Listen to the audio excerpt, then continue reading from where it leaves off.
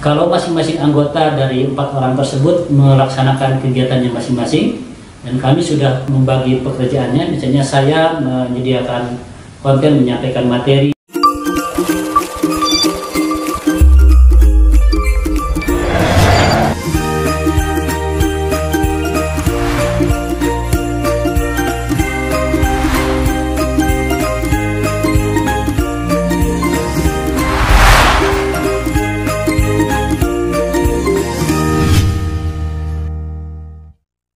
Di tayangan kali ini saya akan melanjutkan pembahasan tentang teori pertukaran sosial. Yang ini adalah teori pertukaran sosial yang dikemukakan oleh salah satu tokoh pentingnya, yaitu George Homan. Saya akan memulai dengan biografi singkat dulu siapa itu George Homan. Nah, nama lengkapnya adalah George Casper Homan. Dia lahir di Boston, USA pada tanggal 11 Agustus 1910, kemudian wafat pada tanggal 29 Mei 1989 di Cambridge, USA. Nah, juga saya akan menjelaskan tentang latar belakang pendidikan dari George Homan ini. Nah, George Homan pendidikannya mulai dari Nicholas Upper School, lalu kemudian untuk strata 2-nya itu di Harvard College, lalu kemudian juga di S3-nya mungkin di Universitas Harvard juga. Ini menjadi latar belakang dari pendidikan George Homan. Nah, sobat semua, saya akan menjelaskan pemikiran atau teori pertukaran sosial dari Homan ini dengan merujuk pada 2 buku penting yang ditulis oleh Homan. Yang pertama ada sebuah buku yang berjudul The Human Group. Kemudian yang kedua ada yang berjudul Social Behavior, Its Elementary Form. Ini terbit pada tahun 1961. Nah, buku yang pertama, The Human Group, ini menjelaskan tentang dinamika kelompok sebagai sebuah sistem sosial, yang di situ kemudian Homan menjelaskan tentang teori pertukaran sosial dan menjelaskan bagaimana perilaku individu dalam sebuah kelompok kecil gitu. Lalu nanti juga saya akan menjelaskan perbedaan dari teori Homan dengan teori sosiologi yang lain, karena Homan ini tidak hanya memberikan deskripsi dalam teorinya, tetapi juga menjelaskan. Artinya ada perbedaan ketika teori tersebut menjelaskan sesuatu dengan hanya sekedar menggambarkan. Nah, tulisan atau teori Homan ini adalah sebagai sebuah reaksi pada sejumlah teori-teori sosiologi yang nanti melahirkan konsep-konsep sosial yang cenderung abstrak. Banyak sekali konsep-konsep sosiologi itu merupakan sebuah konstruk atau sebuah imajinasi terhadap realitas sosial tertentu. Nah, sobat semua bisa nanti melihat pembahasan saya tentang konsep-konsep sosiologi yang itu juga nanti dibagi menjadi ada konsep konstruk dan ada konsep yang real seperti itu. Nah, yang menjadi concern atau kritik dari Homan adalah ingin memberikan sebuah penjelasan sosiologi yang tidak berdasarkan pada konsep-konsep yang konstruk seperti itu atau konsep yang abstrak. Misalnya, konsep seperti peran, kemudian struktur sosial itu tidak bisa dilihat secara empiris. Hanya ada dalam konsep yang bersifat konstruk. Jadi dikonstruksi dalam imajinasi seorang tokoh sosiologi begitu. Nah, dengan cara itu, dengan keinginan itu, Homan lalu menarik analisis sosiologinya untuk melihat interaksi sosial pada kelompok-kelompok yang lebih kecil. Tujuannya adalah nanti akan menghasilkan sebuah penjelasan konsep-konsep yang lebih empiris, bukan konsep-konsep yang bersifat konstruk tadi. Nah, kenapa memilih kelompok kecil? Menurut Homan, karena kelompok-kelompok kecil adalah satu kesatuan yang mungkin bisa dijumpai dalam struktur sosial manapun. Jadi misalnya kalau kita menganalisis satu masyarakat tertentu atau komunitas tertentu, maka hal yang konkret yang bisa dilihat di situ adalah yaitu tadi kelompok-kelompok kecil seperti itu. Yang kedua, dengan melihat kelompok kecil atau menganalisis kelompok kecil, Homan juga berasumsi bahwa nanti istilah yang dikemukakan dalam analisisnya nanti akan melahirkan sebuah konsep yang lebih empiris, kelihatan. Beda misalnya kalau kita membicarakan konsep yang sangat besar, seperti misalnya masyarakat. Itu masyarakat konkretnya wujudnya tidak kelihatan, tetapi yang terlihat adalah kumpulan-kumpulan individu. Nah, karena itu berbeda dengan kalau misalnya menurut Homan melihat kelompok yang lebih kecil. Nah, dari analisis terhadap kelompok kecil itu, Homan lalu mengajukan 3 konsep yang nanti akan digunakan untuk menganalisis kelompok kecil. Yang pertama ada disebut dengan konsep kegiatan, kemudian yang kedua ada konsep interaksi, yang ketiga ada yang disebut dengan konsep perasaan, atau dalam bahasa Inggrisnya disebut dengan sentimen. Nah, yang pertama yang dimaksud dengan kegiatan itu adalah perilaku yang nyata, yang konkret, yang memiliki, yang ada dalam sebuah kelompok, dan ini adalah kegiatan yang dilakukan oleh individu-individu dalam satu kelompok kecil. Jadi misalnya kalau saya melakukan sesuatu sebagai bagian dari kelompok, saya ambil ilustrasi misalnya bahwa channel saya ini terdiri dari beberapa orang. Nah, ketika saya melakukan sebuah kegiatan, saya misalnya membuat konten tertentu kemudian menyampaikan dalam video ini, itu adalah disebut kegiatan. Dan kegiatan ini itu distimulasi oleh kegiatan yang lain. Kemudian kegiatan yang lain juga menstimulasi kegiatan yang saya lakukan. Nah, konsep yang kedua ada yang disebut dengan interaksi. Nah, interaksi ini adalah kegiatan yang menstimulasi dan distimulasi oleh kegiatan yang lain. Itu namanya interaksi. Misalnya, kalau saya menyampaikan satu materi, ini adalah sebuah kegiatan, lalu nanti akan menstimulasi kegiatan yang lain. Misalnya ada yang mendengarkan atau ada yang menyimak. Nah, saya mengerjakan ini karena terstimulasi oleh mereka yang menonton, kemudian menyimak, dan kemudian berkomentar. Sebaliknya, mereka yang berkomentar kegiatannya adalah karena terstimulasi oleh adanya kegiatan saya. Jadi itu poin yang kedua atau konsep yang kedua.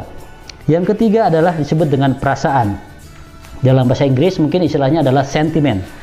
Nah, dalam analisis pertukaran sosial dari Homan, perasaan ini bukan sesuatu yang sifatnya subjektif seperti kita lihat dalam teori interaksi simbolik. Yang dimaksud dengan perasaan di sini adalah satu perasaan yang diungkapkan dalam bentuk perilaku.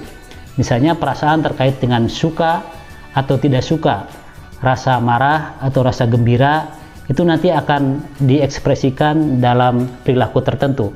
Dan ini nanti akan berpengaruh pada bagaimana interaksi antara satu orang dengan orang yang lain. Nah, dari situlah nanti kita akan lihat apakah orang yang kemudian senang ketika berinteraksi dengan orang lain akan memberikan sikap yang berbeda ketika orang tidak senang atau orang marah. Ini ada dalam elemen yang dianalisis oleh Homan dalam kelompok kecil. Saya ulangi lagi, yang pertama adalah kegiatan. Ini adalah perilaku yang konkret. Yang kedua adalah interaksi. Interaksi adalah kegiatan yang menstimulasi atau merangsang kegiatan lain dan juga distimulasi oleh kegiatan yang lain. Yang ketiga adalah perasaan, yaitu yang diungkapkan dalam perilaku atau behavior. Nah, sobat semua, dari 3 hal tersebut ini bisa saya ilustrasikan misalnya dalam sebuah kelompok kecil. Dan bagian-bagian tadi, kegiatan, interaksi, lalu perasaan, itu saling mempengaruhi. Jadi kegiatan mempengaruhi interaksi, interaksi juga mempengaruhi perasaan, perasaan juga dipengaruhi oleh interaksi dan juga dipengaruhi oleh kegiatan. Jadi ini ada dalam sebuah timbal balik ketiga hal ini. Nah, yang ingin dijelaskan oleh Homan adalah bahwa dalam sebuah kelompok kecil yang 3 hal tadi, kegiatan, interaksi, dan perasaan, ini nanti akan dipenuhi oleh setiap anggota dalam sebuah kelompok, dan sebagai upaya untuk memenuhi agar si individu-individu yang terlibat dalam kegiatan tersebut akan menjadi bagian yang utuh dalam sebuah kelompok. Nah, misalnya saya ilustrasikan seperti ini. Di perspektif sosiologi ini ada sekitar 4 orang, dan ini adalah satu contoh yang sangat baik untuk bagaimana melihat, menganalisis teori pertukaran sosial yang dikemukakan oleh Homan. Misalnya yang dimaksud dengan kegiatan, kemudian interaksi, dan perasaan, kalau masing-masing anggota dari 4 orang tersebut melaksanakan kegiatannya masing-masing, dan kami sudah membagi pekerjaannya, misalnya saya menyediakan konten, menyampaikan materi, kemudian ada teman saya yang menyediakan tenaganya untuk mengedit dan lain-lain, ada juga yang menyediakan data dan mengelola keorganisasian, dan semuanya mengerjakan hal seperti itu. Nah, semuanya mengerjakan, kemudian ada interaksi apa yang saya lakukan, kemudian mensimulasi orang lain, dan juga di situ ada perasaan yang terlibat. Nah, pemenuhan pada ketiga hal seperti itu, kewajiban-kewajiban dalam kelompok seperti itu dinamakan oleh Homan sebagai sistem yang bersifat eksternal. Jadi kalau dalam bahasa umum kita menyebutnya semacam kewajiban lah gitu ya, kewajiban formal. Jadi saya misalnya sebagai host atau narator, maka kewajiban saya adalah menyampaikan materi. Lalu ada Pak Elani misalnya yang menyampaikan atau bertugas untuk mengedit dan membuat videografernya, maka itu adalah tugasnya. Kemudian ada Madiha yang menyampaikan juga materi, kemudian ada Akbar yang menyiapkan data, kemudian mengelola organisasi. Itu namanya adalah sistem eksternal dalam sebuah kelompok kecil. Nah, semuanya harus memenuhi tugas-tugas seperti itu sebagai sebuah pemenuhan formal. Tetapi pada kenyataannya juga ada aspek lain, ada sistem lain yang disebut oleh Homan sebagai sistem internal. Nah, sistem internal ini adalah ketika misalnya dari keempat orang tadi yang bekerja dalam kelompok kecil itu tidak hanya melaksanakan, memenuhi kewajiban yang bersifat formal, tapi ada yang informalnya. Misalnya kami kadang-kadang ya pernah pergi ke tempat wisata tertentu, misalnya melakukan camping tertentu.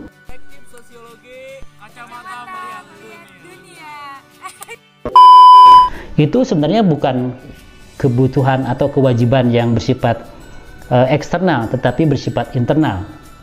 Jadi setelah pekerjaan ini dilakukan, saya mengerjakan tugas saya, yang lain juga mengerjakan tugasnya masing-masing, lalu kami nongkrong misalnya, ngobrol kesana kemari tentang banyak hal, itu disebut sebagai sistem internal. Apa maksudnya? Maksudnya bahwa dengan adanya sistem internal, maka pembentukan kelompok itu tidak hanya dibangun melalui pemenuhan sistem eksternal tadi, kegiatan, interaksi, perasaan, tapi juga dilakukan misalnya dengan cara nongkrong di luar jam kerja, kemudian pergi bersama misalnya, itu adalah bagian dari sistem internal. Nah, kata Homan, dalam proses pembentukan kelompok itu adalah terjadinya pengaruh antara sistem eksternal dengan sistem internal. Kalau sistem eksternalnya kemudian terpenuhi, semuanya bekerja sesuai dengan tugasnya, maka nanti akan berpengaruh pada relasi atau hubungan dalam sistem internal, maka akan terbentuklah keakraban karena masing-masing mengerjakan tugasnya. Sebaliknya juga, kalau dalam sistem internalnya kemudian terbentuk sebuah perasaan dan relasi yang sangat baik, maka nanti akan mendukung juga pada bagaimana relasi pada sistem eksternal.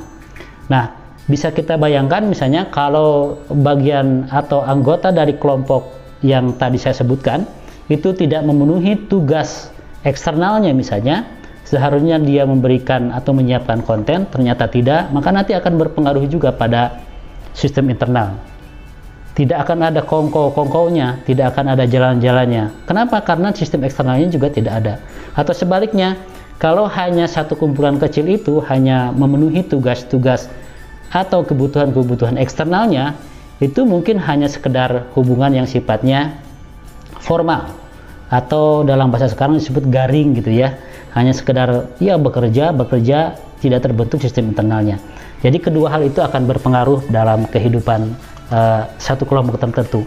Nah, sobat semua juga bisa bandingkan kalau misalnya dalam sebuah perkumpulan di kantor para pekerja, jadi ketika mereka melaksanakan tugas-tugas formal di kantornya, itu namanya adalah sistem eksternal. Nah, setelah jam kerja mungkin mereka akan ya sekedar nongkrong, minum kopi bersama, atau main bowling bersama, main sepeda bersama, itu di luar tugas-tugas kantor. Nah, itu namanya sistem internal. Nah, kedua-duanya akan saling mempengaruhi pada relasi dalam kelompok kecil seperti itu. Ini yang dijelaskan oleh Homan sebagai teori pertukaran yang terjadi dalam kelompok kecil. Jadi keutuhan sebuah kelompok itu juga didasarkan pada seberapa besar kontribusi setiap individu pada kelompok seperti itu. Kalau misalnya seorang anggota memberikan komitmennya dengan ya cost-nya, misalnya menghabiskan waktu, kemudian bersedia untuk memenuhi jadwal, itu adalah bagian dari cost yang dia harus keluarkan. maka ketika cost itu dikeluarkan, maka dia akan mendapatkan reward tertentu atau penghargaan tertentu. Nah, ini adalah bagian pertama dari teori Jojo Homan tentang pertukaran sosial, yang ini ada dalam buku yang pertama, yaitu The Human Group. Nah, dalam relasi seperti itu, konsep pentingnya adalah pada konsep cost and reward. Jadi orang-orang yang ada dalam sebuah kelompok itu nanti akan memberikan cost-nya atau biayanya tidak dalam bentuk uang mungkin, tetapi bisa jadi dalam bentuk menyisihkan waktunya, menghabiskan waktunya untuk komitmen bersama. Dan ketika orang memberikan komitmen bersama, maka akan ada reward dari kelompok seperti itu, menghormati, kemudian mengakui, dan terbentuklah keakraban seperti itu. Demikian bagian pertama dari penjelasan Jojo Homan tentang teori pertukaran sosial yang saya kutip dari buku The Human Group. Dan sampai jumpa pada pembahasan yang kedua.